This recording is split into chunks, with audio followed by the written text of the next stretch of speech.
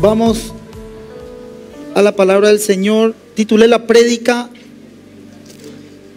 Camino a Emaús. Es una prédica recopilada que en algún momento ya la había predicado, pero con fundamentos históricos que hablan sobre la resurrección de Jesús. Y también en medio de este mensaje van a ver una defensa sobre las evidencias de la resurrección de Cristo. Cita el Evangelio de Lucas para contextualizar la prédica de esta noche, que habla del primer día de la semana. De mañana las mujeres fueron al sepulcro y hallaron removida la piedra. No hallaron el cuerpo de Jesús, la tumba estaba vacía. Aparecen dos varones en escenas con vestiduras blancas que les dicen a las mujeres: no teman. Todo esto está en el capítulo 23:5 de Lucas. Y le dice: ¿por qué buscan entre los muertos al que vive? No está aquí, ha resucitado. ¿Quiénes eran las mujeres a quien se le aparecieron estos dos varones con vestiduras? ¿Quiénes eran estas mujeres? Era María Magdalena, Juana y María, la madre de Jacobo. Y las demás con ellas, quienes dijeron estas cosas a los apóstoles. Ellas fueron las que recibieron ese mensaje y se fueron a llevarle a los apóstoles. A los apóstoles les parecía una locura las palabras de ellas y no las creían. Pero levantándose Pedro, al escuchar esto, corrió al sepulcro. Y cuando miró dentro del sepulcro, vio los lienzos solos. Y fue a la casa maravillándose de lo que había sucedido. Pedro, al no ver el cuerpo de Jesús, lo primero que le vino a la mente fue esto: ha resucitado, ha resucitado. Entonces, ¿qué ocurre en Camino a Emaús? Ahora sí puedes abrir tu Biblia en Lucas capítulo 24, 13 al 20, voy a leer. Lucas capítulo 24, 13 al 20. He aquí, dos de ellos iban el mismo día a la aldea llamada Emaús, que estaba a 60 estadios de Jerusalén. E iban hablando entre sí todas aquellas cosas que habían acontecido. Sucedió que mientras hablaban y discutían entre sí, Jesús mismo se acercó y caminaba con ellos. Mas los ojos de ellos estaban velados para que no le conociesen. Y les dijo: ¿qué prácticas son estas que tenéis entre vosotros mientras camináis? ¿Y por qué estáis tristes? Respondiendo uno de ellos, que se llamaba Cleofás, le dijo: ¿eres tú el único forastero en Jerusalén que no ha sabido de las cosas que en ella han acontecido en estos días? Entonces él les dijo: ¿qué cosas? Y ellos le dijeron: de Jesús Nazareno. Fue varón profeta, poderoso en obra y en palabra delante de Dios y de todo el pueblo. Y como le entregaron los principales sacerdotes y nuestros gobernantes a sentencia de muerte, y le crucificaron. Esta jornada tuvo un encuentro el domingo. Ya se acercaba la noche. Dos de sus discípulos, correspondientes a los demás seguidores, que no eran los apóstoles, iban el mismo día de regreso a la llamada aldea Emaús. No se sabe nada acerca de esta aldea. No aparece nada en las escrituras sobre Emaús. La tradición identifica como una aldea a 11 kilómetros del norte de Jerusalén. Esa es la única referencia que tenemos sobre esta aldea. Pero lo importante de este acontecimiento es que caminaban por un polvoriento camino dos hombres que se hallan desconsolados, devastados y totalmente confundidos. La esperanza de los sueños con relación a Jesús como el Salvador se había frustrado. Y esto me gustó mucho porque un historiador llamado David Gooding resume el dilema que ellos tenían: la confusión, devastados y desconsolados. ¿Qué dice este historiador David Gooding? Dice: la muerte y la resurrección no formaban parte del concepto que tenían del ministerio y el plan del Mesías, por lo que no habían entendido lo que Jesús había dicho respecto a su próxima muerte. Ellos esperaban un Mesías que destruyera el dominio imperialista de los romanos por medio de la fuerza de las armas. ¿De qué servía un Mesías que había dejado apresar se había dejado apresar por las autoridades judías, que había sido entregado a los romanos y luego crucificado antes de poder ni siquiera organizar alguna operación guerrillera o un levantamiento popular de una guerra abierta. Si el Antiguo Testamento había profetizado sobre un libertador que no debía de morir sino de triunfar, Jesús estaba completamente descalificado. Él había muerto.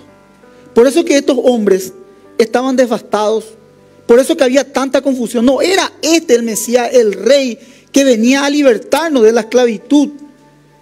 Este que era nuestro Mesías, nuestro Salvador, muere en la cruz. Entonces al morir en la cruz, se terminó completamente la esperanza de estos hombres.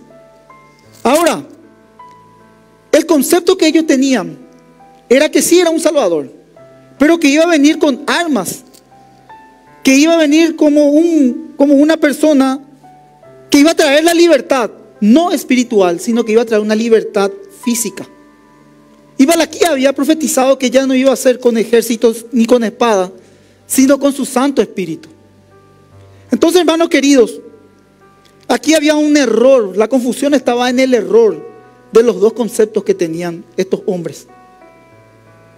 Ellos jamás se imaginarían que el Salvador iba a resucitar. Murió todo tipo de esperanza. Por eso es que el pueblo, cuando entra Jesús ese domingo de Ramos y victoriado encima de un burro, la gente lo aplaude, lo aclama, porque este es nuestro gobernante, este es nuestro presidente, este es nuestro líder. Ese mismo pueblo que victorió, ese mismo pueblo que lo levantó, ese mismo pueblo que lo aplaudió, ese mismo pueblo fue el que lo entregó. Ese fue el pueblo que lo entregó. Cuando estuvieron ante Pilatos, y Pilatos no vio ninguna objeción, e incluso muy a pesar de él tenía que tomar la decisión de crucificarlo a Jesús o de condenarlo a Jesús, y se lava las manos. Fue el acontecimiento donde él le dijo al pueblo: elijan ustedes. Y el pueblo lo eligió a Barrabás.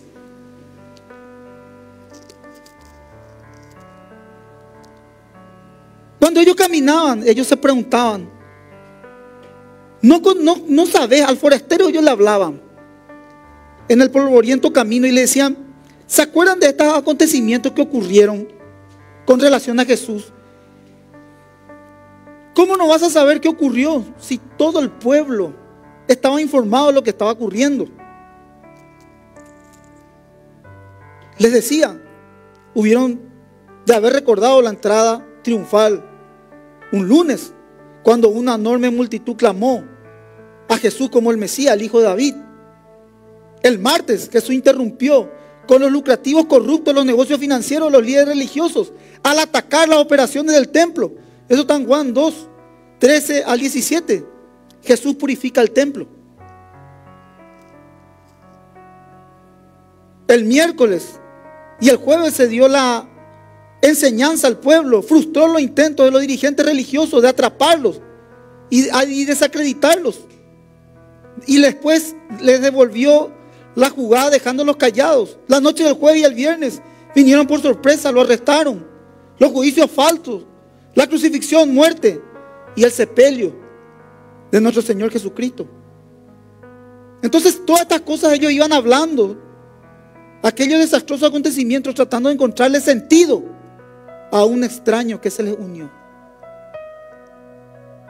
Iban 3 personas hablando, un extraño en medio de las 2 personas comentándole todo lo que había ocurrido. Ahora, ellos no podían identificar que ese forastero era Jesús resucitado, caminando a Maús, porque la apariencia de él no era resplandeciente como los ángeles o como la que había tenido en la transfiguración.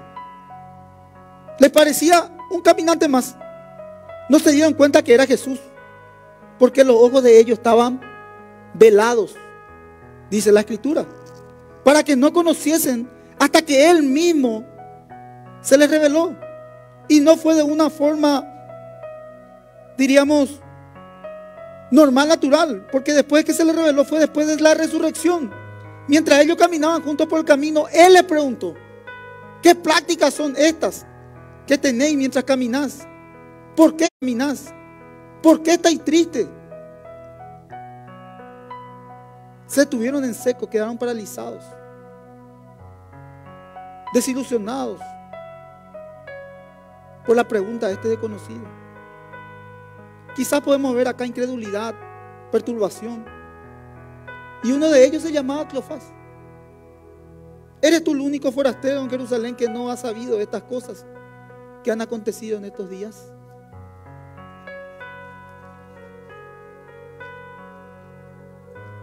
La historia sigue hasta el versículo 27. Ahora, nosotros por medio de las Escrituras entendemos que para redimir algo se requiere el pago de un precio. Debería haber estado fresco en sus mentes a la luz de la recién terminada celebración de la Pascua, en que sacrificaban animales como el precio del perdón. A ellos no se les reveló absolutamente nada. Ellos estaban completamente embotados. Ellos no se acordaban de las palabras, de las promesas y de la enseñanza que Cristo le había dado a sus discípulos. Ellos no entendían completamente nada. Así como cuando de repente nosotros estamos tan abrumados mentalmente, no tenemos una mente fresca para poder recordar todas las promesas puestas en la palabra de Dios sobre nuestras vidas. Así cuando estamos completamente cerrados, espiritualmente estamos en una pieza de nuestras emociones mentales y también anímicas, que no podemos ver la luz, nuestros ojos están velados y no podemos ver mucho más allá de lo que Dios tiene para nosotros. Y estamos completamente desesperados y se nos presenta la angustia, la confusión. Señor, esto que me está ocurriendo, ¿será que es tu voluntad? Porque tu palabra dice otra cuestión sobre mi vida y hay una confusión en tu mente por la situación que quizás puede estar pasando. En esa condición estaban estas personas, porque ellos entendían bien de que para que algo se redima tenía que haber un pago, un precio. Por ejemplo, en la antigüedad ellos sabían que el sacerdote debía de ofrecer un animal puro, la sangre de ese animal puro, para remisión y perdón de los pecados por un año. Entonces el sacerdote entraba en el lugar santísimo, llamado el tabernáculo, a ofrecer ese animal como holocausto, como ofrenda en remisión de los pecados. Alguien debería de morir para que el pueblo sea extraído del pecado, para que puedan recibir el perdón de los pecados. Y entraba el sacerdote con una piola, y al entrar a ofrecer a ese lugar santísimo, si es que el sacerdote estaba en gracia, era recibida esa ofrenda por Dios. Pero si el sacerdote no estaba en gracia, ahí mismo caía muerto y lo tiraban al sacerdote, y salía el sacerdote y el pueblo estaba atónito porque no estaban perdonados sus pecados. Esa era la antigüedad, el método de la antigüedad.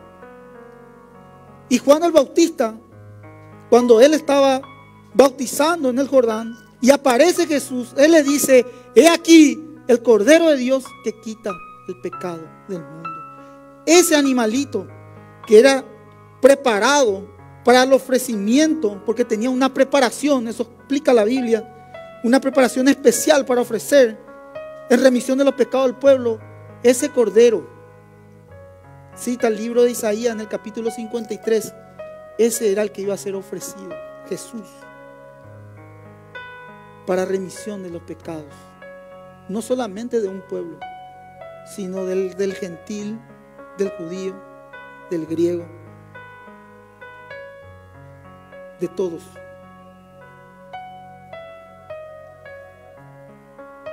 Había llegado el final del tercer día que había acontecido, y los discípulos no tenían la evidencia de que Jesús había resucitado. Les decía que había una confusión, incredulidad. Definió claramente su necesidad de entender la realidad de lo que había sucedido. Ellos deberían de saber que no solo Jesús resucitó a los muertos, sino que también su muerte y su resurrección son características esenciales de la condición mesiánica. Debían de entender que lo que había llevado a cabo era un plan de Dios para la redención de Israel y del mundo, como le estaba diciendo. En consecuencias, cuando Jesús fue ejecutado, todos quedaron impactados y confundidos. Los mismos discípulos, cada uno de ellos volvió a sus actividades normales. Se dispersaron. Fíjate lo que dice Lucas 24, 28 al 35. Al fin y al cabo llegaron a Maús, a la aldea. El 28, llegaron a la aldea, a donde iban. Y él hizo como que iba más lejos. Mas ellos le obligaron a quedarse diciendo: quédate con nosotros, porque se hace tarde y el día ya ha declinado. Entró pues a quedarse con ellos. Y aconteció que estando sentado con ellos a la mesa, tomó el pan y bendijo y lo partió y lo dio. Entonces le fueron abiertos los ose y le reconocieron, mas él desapareció de su vista. Y le decían, y se decían uno al otro: ¿no ardía nuestro corazón en nosotros mientras nos hablaba en el camino, cuando nos abría las escrituras? Y levantándose en la misma hora, volvieron a Jerusalén y hallaron a los 11 reunidos y a los que estaban con ellos, y decían: ha resucitado. El Señor verdaderamente ha aparecido a Simón. Entonces ellos contaban las cosas que le habían acontecido en el camino y cómo la habían reconocido al partir el pan. Podemos ver, mi querido hermano, que cuando Él hace la bendición del pan, cuando ora, es ahí donde cae el velo. Esto tiene una connotación demasiado importante e interesante, porque, como yo les decía, nosotros como seres humanos habitamos en un cuerpo humano y estamos ligados, lógicamente, a nuestras emociones, sentimientos y también a las circunstancias en las cuales nosotros vivimos diariamente. Por eso es que la parte espiritual es demasiado importante, y el desarrollo de la parte espiritual en el hombre, en la mujer, voy a hablar ya a un sector cristiano, se denota por medio de la oración. Cuando nosotros nos rendimos completamente a Cristo, hay muchas veces que el Señor nos lleva hacia a un lugar donde prácticamente ya no tenemos salida. Y voy a decir: ¿por qué, pastor? De repente el trato del hombre con Dios es extremo. Porque si vemos una salida que no sea Dios, quizás nosotros por nuestra condición humana vamos a tomar. En cualquier área de la vida que nosotros estemos, en cualquiera. Porque nos conoce, porque nos creó. Y más aún, si ya somos salvos, porque somos sus hijos. Entonces conoce las intenciones, las motivaciones de nuestros corazones. Y te tiene que llevar ahí a una situación extrema, con mucho amor, para que vos puedas rendirte completamente y decir: ya no puedo más solo. Se me cerraron todas las puertas, porque todas golpeaste y todas se te cerraron. Porque si tan solo una se te abre, no va a ser Dios, va a ser otra vez tus fuerzas. Porque lo que vos estás buscando, lo estás buscando con tus fuerzas. Entonces llega a un extremo en el trato que Dios tiene con el hombre, que ahí dice: ya no puedo más. Ya no puedo más. Sin embargo, mis queridos hermanos, nuestra primera opción debe de ser recurrir a Cristo y a la oración. El mejor remedio, el mejor medicamento, la mejor pastilla contra la ansiedad, la preocupación, es la oración. Porque es por medio de la oración donde cae el velo. Fíjate, si hay una actitud tuya de tu corazón, o si hay un enojo, o si hay alguna situación que te aqueja, te preocupa, familiar, matrimonial, económica.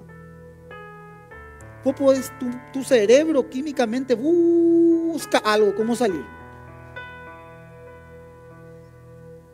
Pero si vos recurrís verdaderamente a la oración, el cerebro va a buscar, pero la oración te va a dirigir a poder tomar una decisión.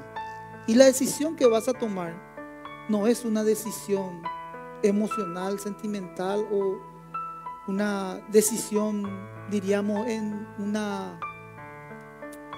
extrema desesperación. No, es una decisión que vas a tomar con paz. Vas a buscar un equilibrio y vas a decir, ¿qué puede pasar? ¿Qué es lo peor que me puede pasar? Y vas a empezar a ser objetivo. Si ya llegué hasta acá, voy a seguir dependiendo de Dios. Voy a apelar a la oración. Vos me decís, ¿se solucionó el problema? No, pero las cargas son más llevaderas. Las cargas son más llevaderas, repito. Eso produce la oración. Y te da una inyección de fe, de que hace mirar tu circunstancia o tu situación por encima. Y cuando ya lo estás mirando por encima, esa es la fe que agrada a Dios. Pero eso no se puede producir por un mero acto carnal o humano, o si no es puro humanismo.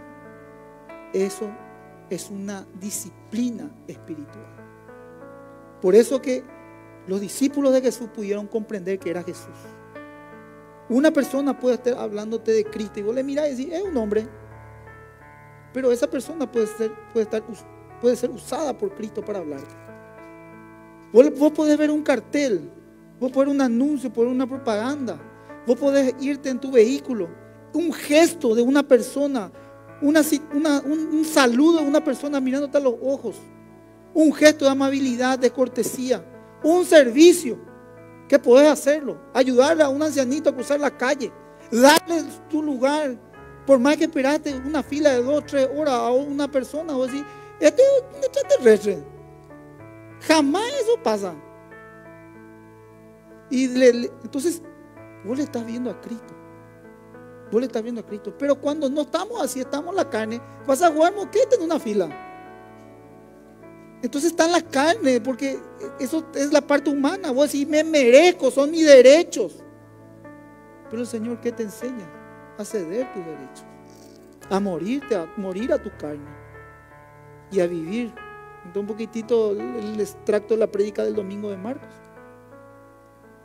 Eso nos enseña la resurrección de Cristo, pero eso nosotros no vamos a poder aplicarlo porque nuestros ojos muchas veces están velados. Somos humanos y nos dejamos guiar por los instintos carnales. Negar la resurrección de Cristo es declarar que Dios es un mentiroso. Porque Jesús fue declarado como Hijo de Dios con poder según el Espíritu de santidad por la resurrección entre los muertos. Eso dice en Romanos 1:4.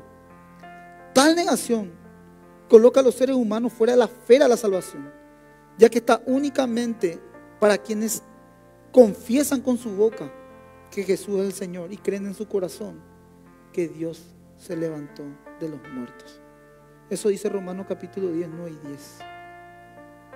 Rechazar la resurrección de Cristo requiere hacer un caso omiso a la abrumadora evidencia histórica. Esta es una evidencia histórica y ahora yo te voy a argumentar porque este es el punto central de la palabra de Dios. A lo largo de la historia, desde los inicios, desde que Cristo muere y resucita, han existido escépticos, proveedores de doctrina de demonios, que han inventado varias teorías en un inútil intento de negar la resurrección de Jesús. Por ejemplo, ¿cuál es una teoría, pastor, que me puedes decir sobre escépticos y sobre estos proveedores de doctrina de demonios? Bueno, hay una teoría muy conocida, donde esa teoría se llama la teoría del desmayo, donde Jesús se desmayó. estos sostienen que no resucitó. Y esto enseña. Jesús no murió realmente en la cruz, sino que entró en un estado de semicoma a causa del maltrato y de la pérdida de sangre. O sea, estuvo ahí medio en semicoma por toda la sangre que perdió y por todos los golpes.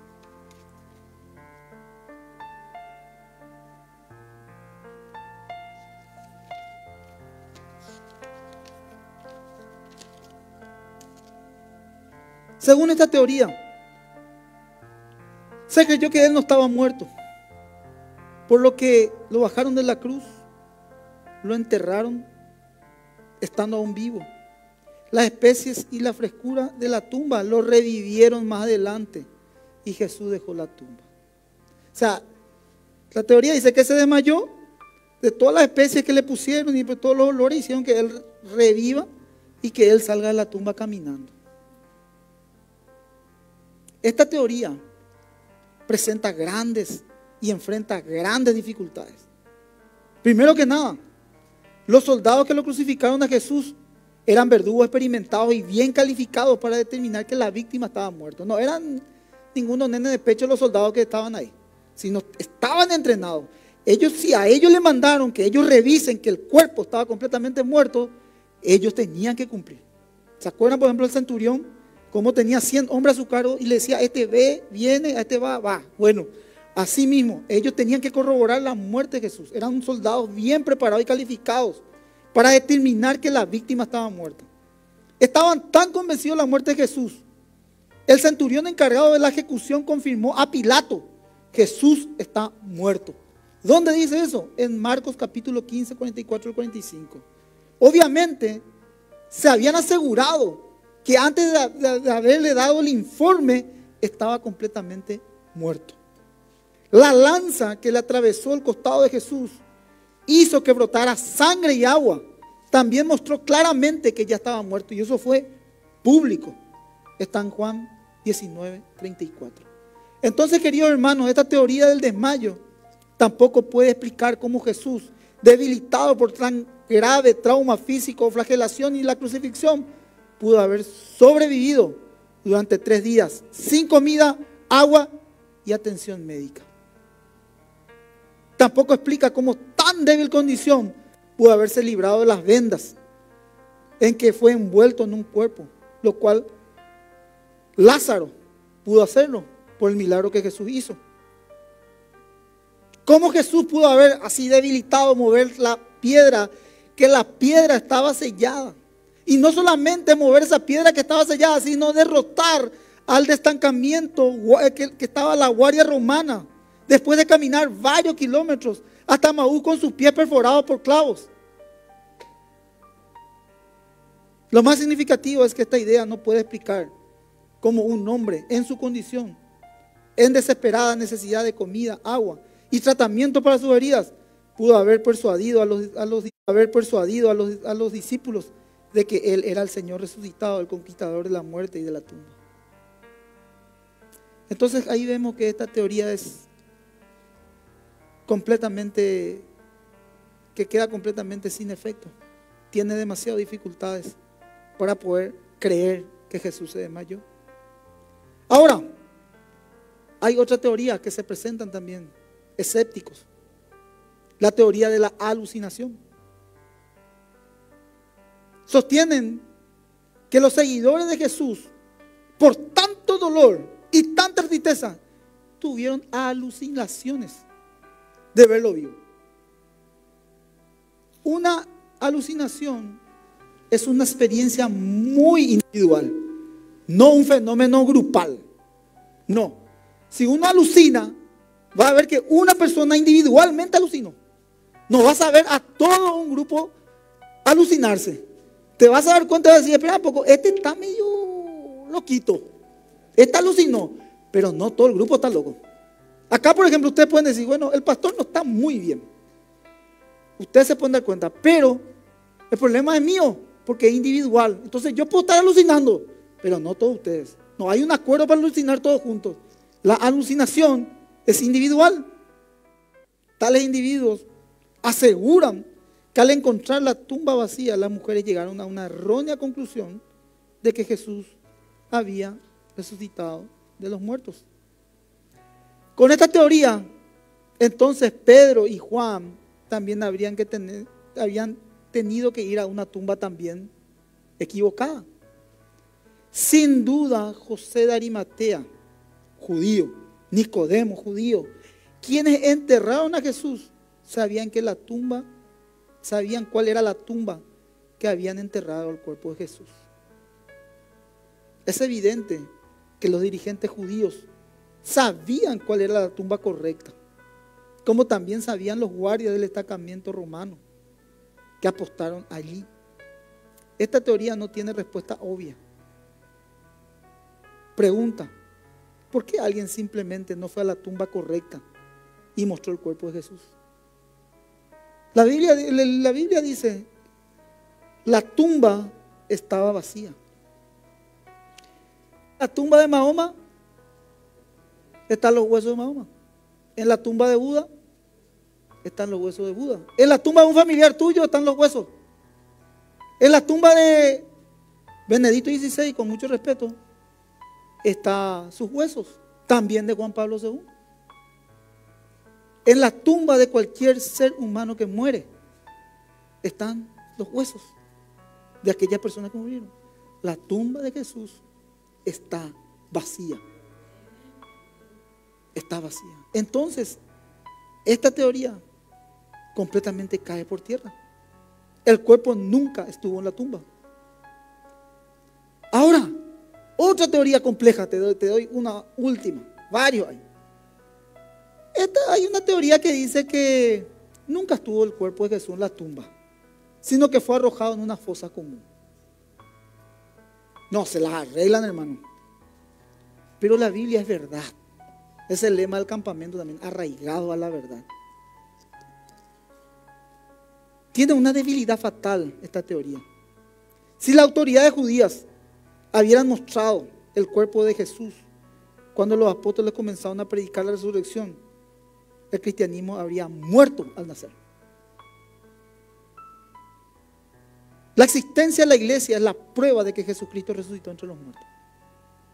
En consonancia con los otros evangelistas, Lucas ofrece el testimonio de las personas que vieron a Cristo resucitado. Primero relató el encuentro que los dos discípulos tuvieran con Cristo resucitado camino a Emaús, a 11 kilómetros de Jerusalén. Y este relato histórico tiene 3 elementos: profesión coherente, presencia desconcertante y pruebas convincentes. La evidencia de que Jesús estaba vivo y que había resucitado de los muertos estaba en aumento. Gracias a la historia, a un historiador que recopiló todos estos elementos y los puso en práctica, que hasta hoy nadie pudo demostrar lo contrario. Porque su palabra se sostiene en la verdad. Por eso dice profesión coherente. Todo tiene relación, todo tiene apoyo, todo. Ahora, existen varios hechos innegables que se deben explicar para apoyar cualquier teoría que pretenda negar la resurrección. Son 5 ítems que lo voy a citar rápidamente. Primero, Jesús murió realmente en una cruz, como lo verificaron los verdugos romanos encargados de su resurrección. Punto 2. Fue enterrado en una tumba por José de Arimatea y Nicodemo. Y ese entierro lo observaron las mujeres. Punto 3. El cuerpo de Cristo no fue arrojado en una fosa común donde lanzaban los delincuentes. Punto 4. María Magdalena halló vacía la tumba el domingo en la mañana, al igual que ocurrió con el resto de las mujeres y con Pedro y Juan. Y por último, después de la resurrección de Jesús, se apareció a muchas personas. María Magdalena, a las demás mujeres, a los 2 discípulos que camino a Emaús, a Pedro, a los apóstoles, a Tomás ausente y otra vez presente, a 500 creyentes a la vez, supuestamente en Galilea, a su medio hermano Jacobo y luego a los apóstoles. ¿Y saben a quién le aparece por último? En 1 Corintios 15, 3 al 8. A Pablo de Tarso, que él se hacía llamar como el último, como un abortivo. El apóstol Pablo escribió esto en 1 Corintios capítulo 15, 14, 16 al 19. Si Cristo no resucitó, vana entonces nuestra fe y nuestra predicación. Porque si los muertos no resucitan, tampoco Cristo resucitó. Y si Cristo no resucitó, vana es nuestra fe.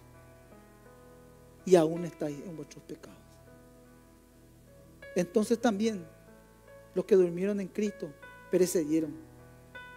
Si en esta vida solamente esperamos en Cristo, somos los más dignos de conmiseración de todos los hombres. ¿Por qué dice el apóstol Pablo? Porque muchos están esperando al Mesías.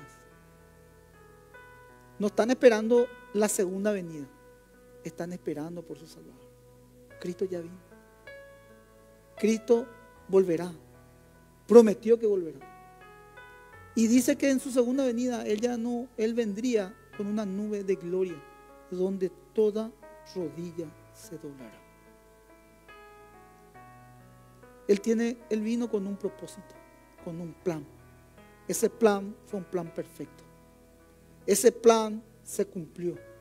Cuando Él estaba en Getsemaní orando, que no se haga su voluntad, sino la voluntad de su Padre, Él mismo estaba muriendo a sus propios deseos humanos. Técnicamente estaba debatiéndose entre la vida y la muerte. Ahí podemos ver en ese aspecto la divinidad de nuestro Señor Jesucristo, al ser 100% hombre y 100% Dios. El poder sujetarse a la voluntad de su Padre, al estar unido a su Padre y a morir a su deseo. Esa copa que estaba hablando era la copa de la misma ira de Dios, de venir a cargar con el peso del pecado del mundo. Ahí murió por el delincuente, ahí murió por el estafador, ahí murió por el asesino, ahí murió por las prostitutas, ahí murió por los borrachos, ahí murió por los adúlteros, ahí murió por todo pecador. Para todo aquel que crea en Él, mas tenga vida eterna. ¿Por qué se predica en el penal? ¿Por qué se predica en las cárceles? ¿Por qué se predica en los lugares más difíciles? ¿Por qué se le predica a otras religiones? Y esto me tocó a mí, por la gracia de Dios, predicar con mi querido amigo Marco cuando se iniciaba la Semana Santa, de poder hablar de la gracia de Dios. Porque todas las religiones, desde el catolicismo a cualquier otra religión, ofrecen la salvación por obras. Tenés que portarte bien para irte al cielo. Jamás te vas a portar bien. Porque la Biblia dice que no hay ninguno bueno, ninguno que busca a Dios. Aún todos se desviaron. Capítulo 3, Romanos. Si nosotros estamos hoy predicando a Cristo, o estamos en una iglesia, o somos parte de una comunidad de fe, es por la gracia de Dios. No hay ningún mérito tuyo ni mío. Es un llamado de Dios a tu corazón. Decía el profeta Jeremías: me sedujiste, Señor, y fui seducido. Mucho más fuerte fuiste tú que yo y me venciste. Por eso decía, ahí al último hombre en el hospital, donde está a punto de partir, se le predica. Pero vos me decís: pastor, pero ese hombre tuvo una vida, no le conocías a este hombre, hizo siempre el mal, está pagando la consecuencia de sus pecados. Ese hombre puede arrepentirse y ser salvo. Pero eso no es justo. Pregunto, ¿esa justicia es tuya o es la de Dios? Porque en mi vida, y yo también fui igual que ese hombre que está a punto de partir. Porque yo no soy bueno, ni él tampoco. Sí, pero vos sos un pastor, por la gracia de Dios, refrenó la delincuencia y la maldad de mi corazón. Porque si no, podía ser peor que ese hombre. Esa es la gracia. Pero la gracia está para vos y también para el que no conoce a Dios. Porque para eso se predica el Evangelio. Para que los pecadores vuelvan al Señor. Por eso se predica el Evangelio y la salvación, para que la gente nazca de nuevo, conozca a su Salvador. Pero vos me decís: pastor, pues yo fui un buen hombre, siempre vengo de una cultura donde mis padres me enseñaron buenos modales, rectitud, cordura, Me considero una persona de bien socialmente, hago el bien, sirvo. Sí, súper. Te felicito. Te felicito. Pero ahí evaluamos que es por obras. Y la salvación no es por obras. Ese hombre tan bueno y tan justo y tan honesto, humanamente, carnalmente, me da un paralelismo al joven rico. Y el joven rico no tiene que ver con las riquezas materiales, sino con el corazón. Hasta el mejor hombre sin Dios, te aseguro, mi querido hermano, y te pongo la firma, que no va a querer que ponga un chip en la pantalla y ver qué está pensando, o qué pensó en la semana, o qué pensó en los días, o qué hizo donde nadie no le vio. Entonces, solamente ese ejemplo a mí me da la condición caída y la necesidad del ser humano de Cristo. Pregunto, si la Biblia dice que no hay ninguno bueno, ¿somos buenos? No, es cierto. Ahora, regenerados, sí somos buenos. Ahora, esa bondad que vos tenés, que yo tengo, y la bondad que tenemos aquí, todos los que estamos en la casa del Señor, todos los servidores y todos los hermanos, ¿saben por qué esa bondad? Porque Cristo resucitó. Esa bondad es porque Dios habita en tu vida. Esa bondad es porque ese amor en la cual Él te inundó hace que te muevas en amor. Esa bondad hace que vos sirvas a la persona que necesita de Dios. Esa bondad hace que vos te vayas a lugares difíciles a poder llevar lo que también Dios te dio de gracia. De gracia recibida, de gracia dada. Esa bondad hace de que vos le mires a una hermana como una hija. Esa bondad hace que vos le mires a un hermano como un padre. Esa bondad no te da ni no te califica para que vos juzgues o cuestiones a un hermano o una hermana. Esa bondad cubre multitud de pecados. Esa bondad hace de que vos le des esa capa. Esa bondad hace que vos des la milla de más. Esa bondad hace que vos des la otra mejilla.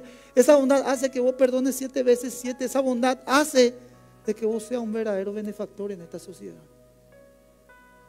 Todo tiene sentido porque Cristo ha resucitado. Porque si Cristo no resucitó, vana es nuestra esperanza y nuestra fe. Amén, hermanos. Podemos ponernos en pie.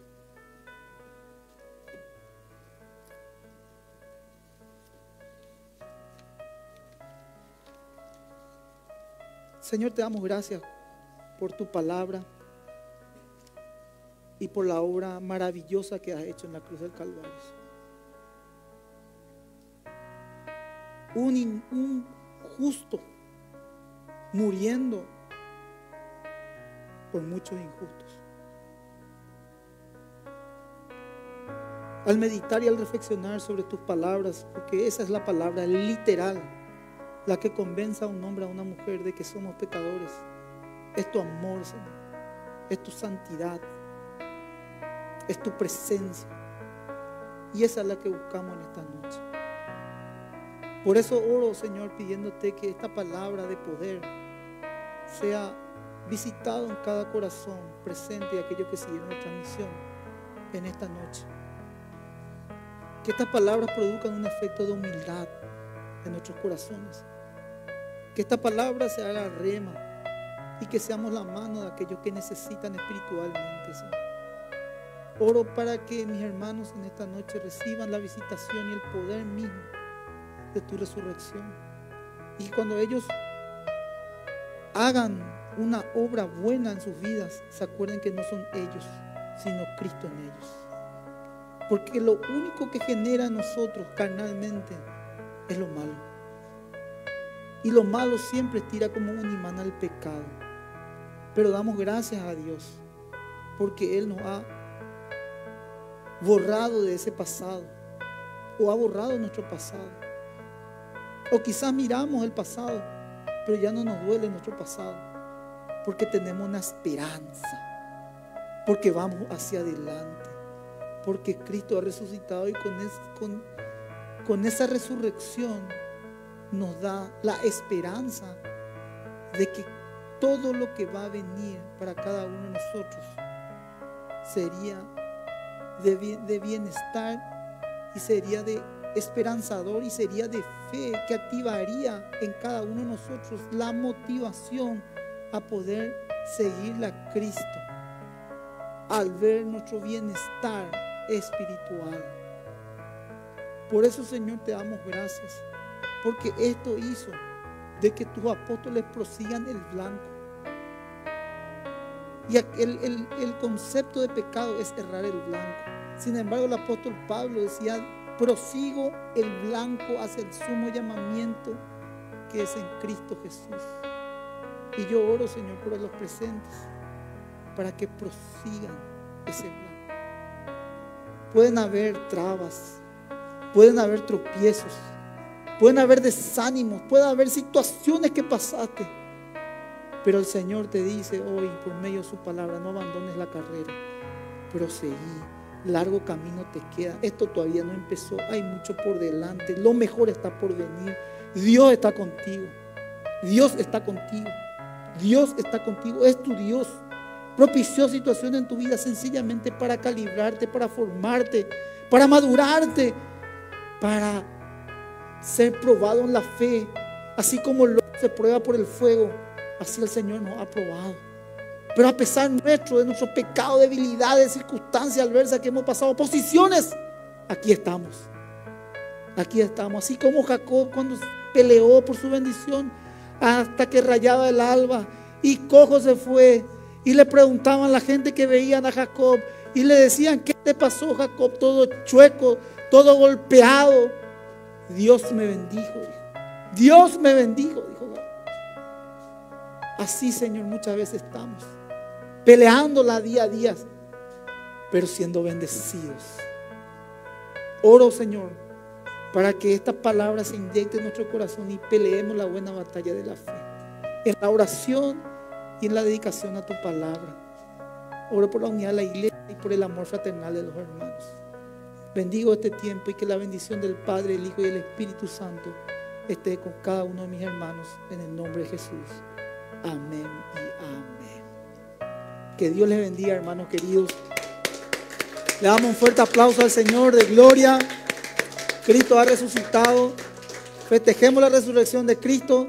Que Dios les bendiga, hermanos queridos, y nos vemos el sábado culto de jóvenes y el domingo nuestro culto de Santa Cena. Que Dios les bendiga. Les quiero mucho.